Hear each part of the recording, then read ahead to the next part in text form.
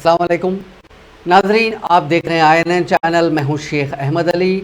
आज की ख़ास बात में हम देखेंगे कई अहम कौमी और बैनुल-अक़वामी ख़बरें। समुद्री तूफ़ान बिपरजॉय की वजह से राजस्थान के कई अज़ला में गुज़िश्ता 24 घंटों से हो रही मूसलाधार बारिश ने लोगों के लिए मुश्किलात पैदा कर दी हैं। बारिशों से मामूलात ज़िंदगी बुरी तरह मुतासिर हुई हैं। मूसलाधार बारिश ने बाड़मेर, सिरोही और जालोर में सूरत हाल ख़राब कर दी है और बाड़मेर में सैलाबी सूरत हाल पैदा हो गई है। मूसलाधार बारिश के बायस 500 से ज़्यादा देहात में ब्लैकआउट का ऐलान कर दिया गया। NDRF और SDRF की टीमें राहत और बचाव के कामों को लगातार अंजाम दे रही हैं। लोगों को महफूज मकामात पर मुंतकिल किया जा रहा है। दरियासला महकमे मौसमियात ने रियासत के 8 अजला में शदीद बारिश का अलर्ट जारी किया है। महकमे मौसमियात ने बाड़मेर, जालोर और सिरोही में बारिश के हवाले से रेड अलर्ट जारी किया है। इसके अलावा पाली और जोधपुर में ऑरेंज अलर्ट जारी किया गया, जबकि कुछ और अजला में येलो अलर्ट का इंतबाह जारी किया गया है।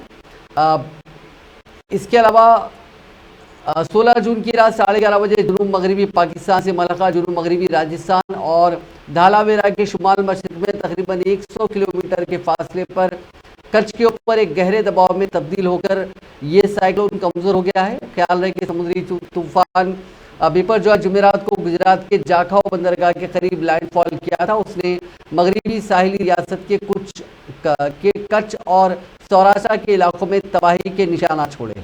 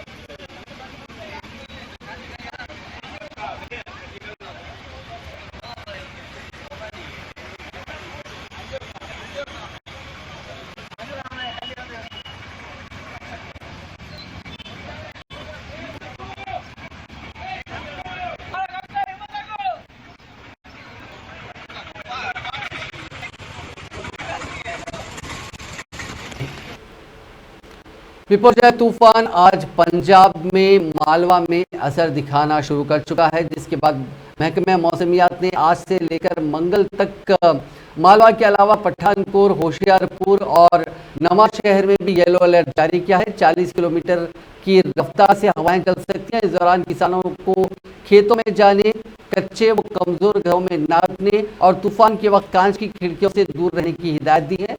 वहीं इस इलाके के 4 जिलों के अलावा रियासत के दीगर इलाकों में गर्मी जोर पकड़ रही है। पंजाब की पटियाला में एक फौजी ने नहर में कूदी नाबालिग लड़की को बचाने के लिए छलांग लगा दी है। अकेले ही फौजी ने बच्ची को बचा लिया। पूरे मामले की एक वीडियो सामने आई है। नहर में कूदे फौजी की पहचान आर्मी अस्पताल में तैनात सिपाही DN कृष्णन के तौर पर हुई है। वहीं लड़की की हालत ठीक बताई जा रही है। ये वाकया 16 जून दोपहर 3:30 बजे का है। सिपाही DN कृष्णन यूनिट के दीगर साथियों के साथ राशन लेकर पटियाला से संगरूर की तरफ लौटे थे।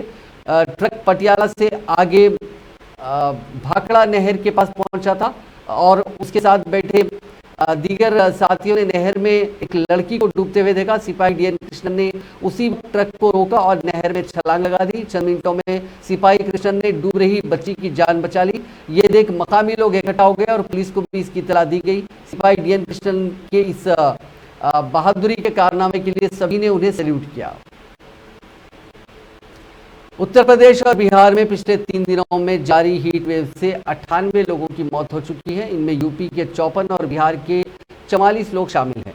उत्तर प्रदेश के बालिया जिले में 15, 16 और 17 जून को बुखार और सांस लेने में तकलीफ की वजह से 400 लोगों को अस्पताल में भर्ती कराया गया है। इनमें ज्यादातर की उम्र 60 साल से ज्यादा है। बिहार के 11 जिलों में हीट वेव का अलर्ट जारी किया गया। यहाँ टेम्परेचर 44 डिग्री के आसपास दर्ज किया गया। इसके अलावा नॉर्थ ईस्ट की रियासत अरुणाचल प्रदेश, आसाम, मेघालय, नागालैंड, मणिपुर, मिजोरम, त्रिपुरा और सिक्किम में भी बारिश हो रही है। असम में ब्रह्मपुत्र नदी उफान पर है। 13 जिलों में सैलाब से 38,000 से ज्यादा लोग मुतासिर हैं। इसके अलावा सिक्किम के 3 जिलों में भी बारिश हुई है। RBI की जानिब से 2,000 रुपए के नोट वापस लेने के ऐलान के बाद बाजार में लगातार नकदी कम हो रही है। RBI के मुताबिक 2 जून तक लोगों के पास नकदी जुमला इसकी वैल्यू 83,242 करोड़ रुपए से घटकर 32,88,000 करोड़ रुपए रह गई है। 2 जून को खत्म वीकेंड में बैंक डिपॉजिट की रकम 3,26,000 करोड़ रुपए से बढ़कर 187,02,000 करोड़ रुपए पर पहुंच गई है। रिजर्व बैंक के आंकड़ों के मुताबिक 19 मई 2023 को खत्म पिछले पखवाड़े में बैंक डिपॉजिट की रकम 59,623 करोड़ रुपए से घटकर 143,74,000 करोड़ हो गई है। RBI के गवर्नर शक्तिकांत दास ने 8 जून को बताया था कि 1,80,000 करोड़ रुपए की वैल्यू के 2,000 रुपए के नोट सिस्टम में वापस आ गए हैं। उन्होंने कहा था कि नोट का टोटल सर्कुलेशन का करीब 50% है। RBI ने 19 मई को नोट वापस लेने का ऐलान करते हुए बताया था कि 31 मार्च तक 2,000 रुपए के नोटों का टोटल वैल्यू 3,62,000 रुपए था। वज़ीर-ए-आज़म नरेंद्र मोदी ने आज़ादी के अमृत महोत्सव के दौरान इमरजेंसी जैसे मुल्क की आज़ादी को खतरे में डालने वाले ऐसे जराइम पर बहस करने की जरूरत पर जोर दिया और कहा कि इससे नौजवान नस्ल को जमहूरियत के माने और उसकी अहमियत को समझने में ज्यादा आसानी होगी। ऑल इंडिया रेडियो पर अपने माना प्रोग्राम मन की बात के 102वें एडिशन में मोदी ने कहा कि हिंदुस्तान जमहूरियत की मां है। हम अपने जमहूरी नजरियात और अपने आइन को सबसे अहम समझते हैं। इसीलिए हम 25 जून को कभी नहीं भूल सकते। ये वही दिन है जब हमारे मुल्क में इमरजेंसी लगाई गई थी।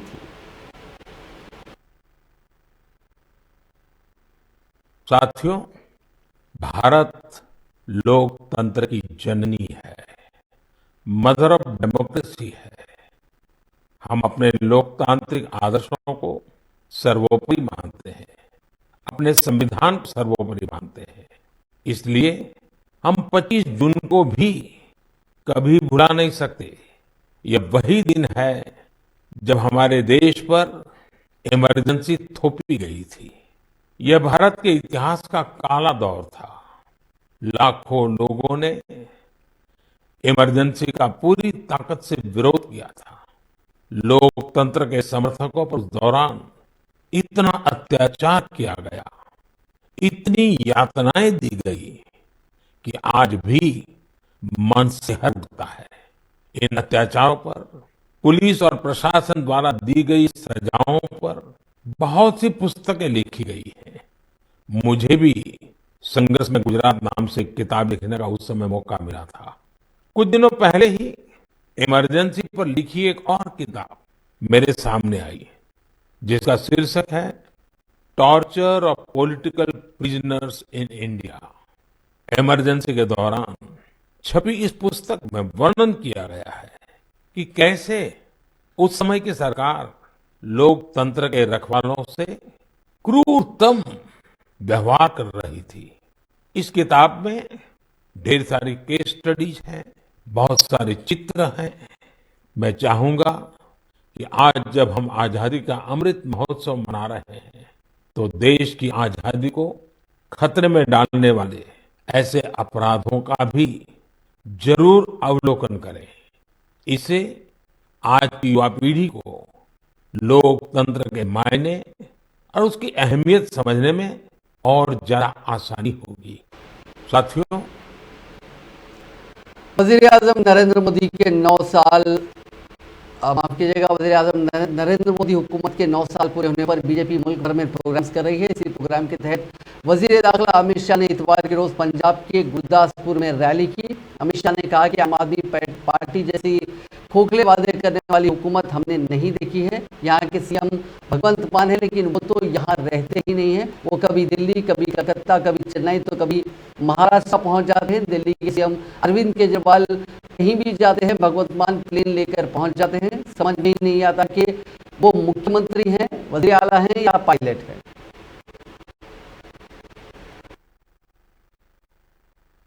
पूरे देश की रक्षा करने का काम किया है। यहां से घर घर से बच्चा जाकर देश की सीमाओं की सुरक्षा करी। पंजाब एकमात्र राज्य है जहां हमारे तिरंगे के तीनों कलर, तीनों रंग यहां पर देखने को मिलते हैं। शहीदों की बलिदान की भावना में केसरिया रंग हमें देखने को मिलता है। गुरुओं के शांति के सद्भाव के संदेश में सफेद कलर दिखाई पड़ता है। और अन्नदाता किसान जब देश के गोदामों को भर देता है तो उसमें कृषि का हरा रंग भी हमें देखने को मिलता है। तिरंगे की भावना को हमारे पंजाब ने हमेशा सार्थक किया। अत्याचार चाहे मुगलों ने किया हो, चाहे अंग्रेजों ने किया हो, पंजाब सूबे से इसका डट कर सामना हुआ और मौत की चिंता करे बगैर, जान की चिंता करे बगैर पंजाबियों ने देश को सुरक्षित करने का काम किया। चाहे गदर आंदोलन हो, चाहे जलियांवाला बाग, देश का आजादी का इतिहास पंजाबियों के बलिदान से लिखा गया है। माताओं, भाइयों, बहनों, आज जब मैं यहां आया हूं तब मोदी जी की सरकार के 9 साल समाप्त हुए हैं। इसके मौके पर पंजाब की जनता का धन्यवाद करने के लिए मैं यहां आया हूं। मित्रों, ये 9 साल एक प्रकार से देश के इतिहास में स्वर्णिम अक्षर से लिखे जाने के 9 साल। दुनिया में आज भारत की पहचान दुनिया के ग्रोथ इंजन के रूप में होती। और मोदी जी वजीर दिफा राजनाथ सिंह लखनऊ के दौरे पर हैं। इतवार के रोज इंदिरा गांधी प्रतिष्ठान में एक प्रोग्राम को उन्होंने मुखातिब किया। राजनाथ सिंह ने कहा कि आमतौर पर जनता में ये एक नैरेटिव है कि ब्यूरोक्रेट्स उस तरह से जनता के साथ पेश नहीं आते जिस तरह से उन्हें पेश आना चाहिए। जिस दिन इस मुल्क का नेता ना कहना और ब्यूरोक्रेसी हाँ कहना सीख जाएगा, उस दिन मुल्क का भला हो जाएगा। इसलिए कह रहा हूं और मैं ढेर फाउंडेशन के प्रति आभार व्यक्त करना चाहता हूं। सिविल सेवा के लिए जिन लोगों का सिलेक्शन हुआ है उनके इस सम्मान समारोह में आपने आयोजित किया है। लेकिन मुझे बुलाया है कि हमारे उन आप जो सिलेक्टेड हमारे कैंडिडेट्स हैं, हमारे सिलेक्टेड जो बच्चे हैं, उनके लिए सम्मान समारोह नहीं है, बल्कि मैं मानता हूं मेरा सौभाग्य है उन्हें आशीर्वाद देने का, उन्हें आशीर्वाद देने का मुझे अवसर है। मैं उन सारे चयनित अभ्यर्थियों को अपनी तरफ से हार्दिक बधाई देता हूं और इस यात्रा में जितने भी लोगों का सहयोग रहा है, मैं आपके माध्यम से उन तमाम सभी लोगों को अपनी तरफ से हार्दिक बधाई देता हूं। और मैं धैर्य फाउंडेशन जो विनय सिंह जी बैठे हैं उनको भी और उनकी पूरी टीम को भी इस बात के लिए बधाई देता हूं। इन छात्रों के लिए आपने जो मेहनत की थी वह मेहनत रंग दिखा रही है। साथियों, आज यहां आप सबके बीच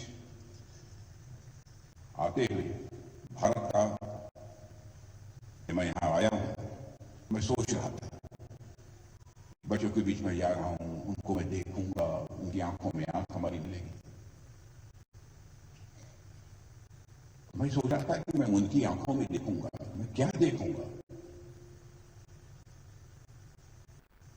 तो मेरे दिमाग में एक आता है, यदि उन बच्चों की आंखों में मैं देखूंगा तो बच्चों की आंखों में भारत का भविष्य देखूंगा।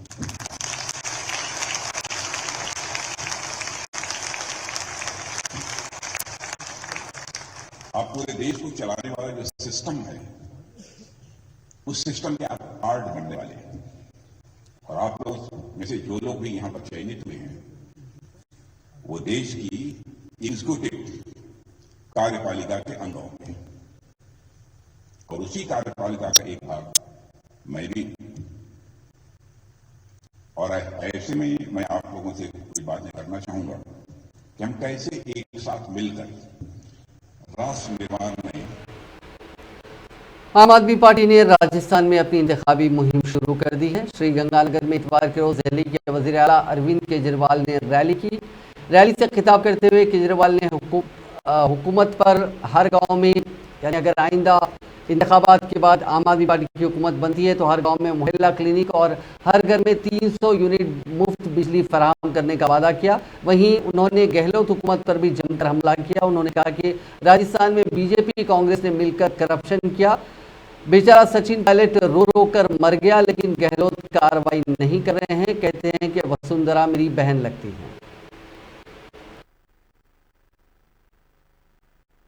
आज मैं आपको कहने के लिए आया हूं, आपके घर में कोई बीमार हो जाए, सरकारी अस्पताल में राजस्थान में कोई इलाज नहीं होता, ना डॉक्टर, ना दवाई, ना मशीन, ना एक्सरे, कुछ नहीं है। और प्राइवेट में चले जाओ, कल मेरे रिश्तेदार का फोन आया, उसका बेटा गिर गया, यहां पे चोट लग गई माथे पे, किसी और राज्य में रहता है, दिल्ली में नहीं रहता, कहीं और रहता है। वो एक बड़े अस्पताल में गया टांके लगवाने, 4 टांके लगने थे। उस बड़े अस्पताल वालों ने 2.25 लाख रुपए का बिल बना दिया। 4 टांके लगाने हैं, 4 टांके। आज इतना महंगा हो गया इलाज कराना, इतना महंगा हो गया इलाज कराना। आम आदमी थोड़ी सी बीमारी हो जाए लुट जाता है, पूरा घर लुट जाता है उसका। दिल्ली में हमने सबका इलाज मुफ्त कर दिया। आपको खांसी है, बुखार है, क्रोसिन की टेबलेट लेनी है, दवाई मुफ्त मिलेगी, डॉक्टर मुफ्त, टेस्ट मुफ्त, सारा इलाज मुफ्त, सब कुछ मुफ्त कर दिया। पूरे दिल्ली में जगह जगह मोहल्ला क्लिनिक खोलिए। सारे दिल्ली के सरकारी अस्पताल एयर कंडीशनड बना दिए, प्राइवेट अस्पतालों से भी ज्यादा अच्छे कर दिए दिल्ली के सरकारी अस्पताल। अब आपको चाहे 10 रुपए की टेबलेट लेनी है वो भी मुफ्त, और 10 लाख रुपए का इलाज कराना है वो भी मुफ्त, सब कुछ मुफ्त कर दिया। अभी मैंने सुना है गहलोत साहब ने इंश्योरेंस चालू करा है कि नहीं करा है? इंश्योरेंस चालू करा है, हैं जी?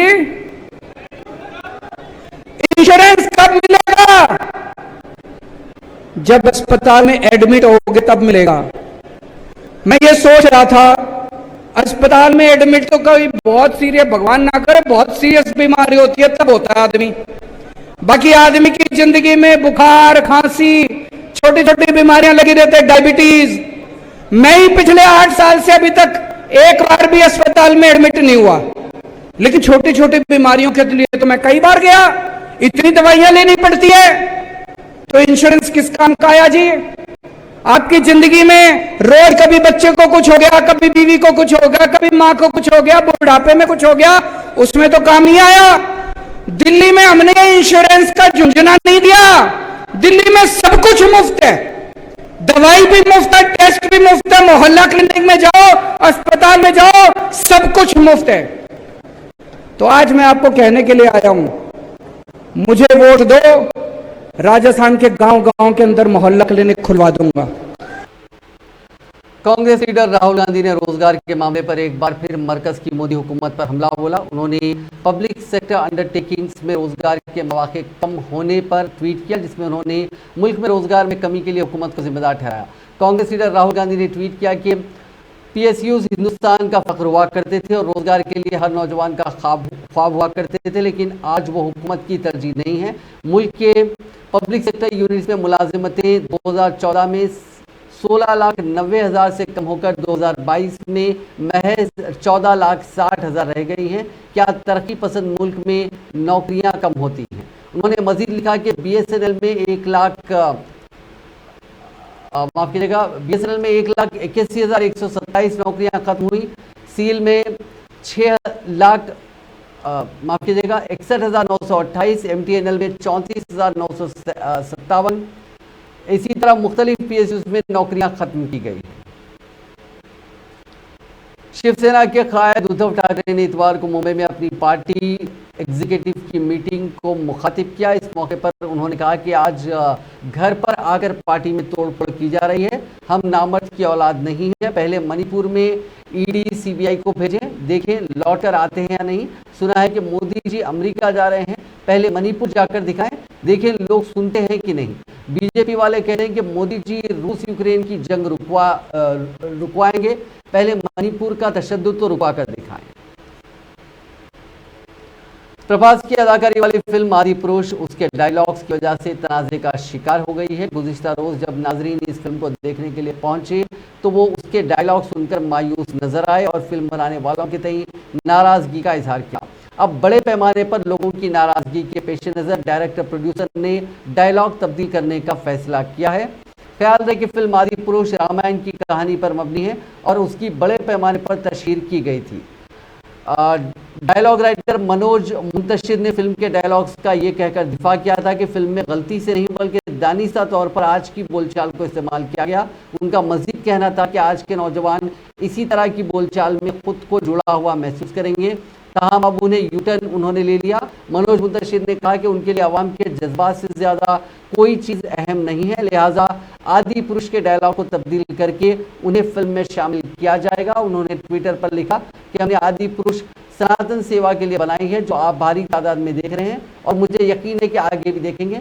मेरे लिए आपके जज्बात से बढ़कर कोई चीज़ नहीं है। मैं अपने डायलॉग्स के हक़ में बेशुमार दलाइल पेश कर सकता हूँ, लेकिन इससे आपकी तकलीफ कम नहीं होगी। मैंने और फिल्म के डायरेक्टर प्रोड्यूसर ने फैसला किया कि कुछ डायलॉग जो आपको मजबूर कर रहे हैं हम उसमें तरमीम करेंगे। 16 जून को रिलीज हुई आदि पुरुष तनाज़ों से घिरी हुई है, क्योंकि इसका असर फिल्म के कलेक्शन पर देखने को मिल रहा है। दूसरे दिन फिल्म का वर्ल्ड वाइड कलेक्शन 100 करोड़ रुपए रहा और डोमेस्टिक कमाई 176 करोड़ रुपए रही। इसी तरह फिल्म ने 2 दिनों में 240 करोड़ रुपए की कमाई कर 200 करोड़ के क्लब में एंट्री ले ली। पहले दिन फिल्म का वर्ल्ड वाइड कलेक्शन 140 करोड़ का था। इसी तरह से दूसरे दिन फिल्म के कलेक्शन में 40% गिरावट देखने को मिली। हालांकि अपनी कमाई से आदि पुरुष ने फिल्म पठान, बाहुबली और KGF 2 जैसी फिल्मों को पीछे छोड़ दिया है, जिन्हें वर्ल्ड वाइड 200 करोड़ क्लब में पहुंचने में 3 से 7 दिन लगे थे। कौमी दारुल-हुकूमत दिल्ली के RK पुरम पुलिस स्टेशन इलाके में एक सनसनीखेज वाकया सामने आया। नामालूम ने इतवार की सुबह 4:30 बजे अम्बेडकर बस्ती में 2 बहनों को गोली मार दी। दोनों जख्मी बहनों को दिल्ली के SJ अस्पताल में दाखिल कराया गया, जहां इलाज के दौरान दोनों की मौत हो गई। गोली की आवाज़ सुनकर इलाके में कोहराम मच गया। फायरिंग की इत्तला किसी ने पुलिस को दी तो फौरी तौर पर पुलिस की एक टीम मौके पर पहुंच गई। दोनों मुतवफ़्फ़ी बहनों के नाम पिंकी और ज्योति हैं। पिंकी की उम्र 30 साल और ज्योति की उम्र 29 साल बताई जाती है। बताया जा रहा है कि दोनों बहनों को रकमी लेन देन के तनाज़े पर कत्ल किया गया। बताया जा रहा है कि ज्योति और पिंकी के भाई ने बाज़ अफराद से 15,000 रुपए का कर्ज लिया था। कर्ज देने वाले चंद अफराद इतवार की सुबह के वक्त ये रकम लेने आए थे। ज्योति और पिंकी के भाभी ने बताया कि कर्ज देने वाले ने कई बार घर के दरवाजे को धक्का दिया, लेकिन किसी ने दरवाजा नहीं खोला। इसके बाद सुबह 4:30 बजे बदमाश दोबारा आए, फिर दरवाजे पर दस्तक हुई। इस बार घर के अफराद ने दरवाजा खोला, जिसके फौरी बाद उन्होंने गड़बड़ शुरू कर दी और गोलियां चलाई। जुनूब मगरबी दिल्ली के DCP मनोज सिंह ने बताया कि इतवार को नामालूम हमलावरों ने आरकेपुरम पुलिस स्टेशन के इलाके के अम्बेडकर बस्ती में 2 खवातीन को गोली मारकर हलाक कर दिया। पुलिस का कहना है कि दोनों लाशों का पोस्टमार्टम कराया गया।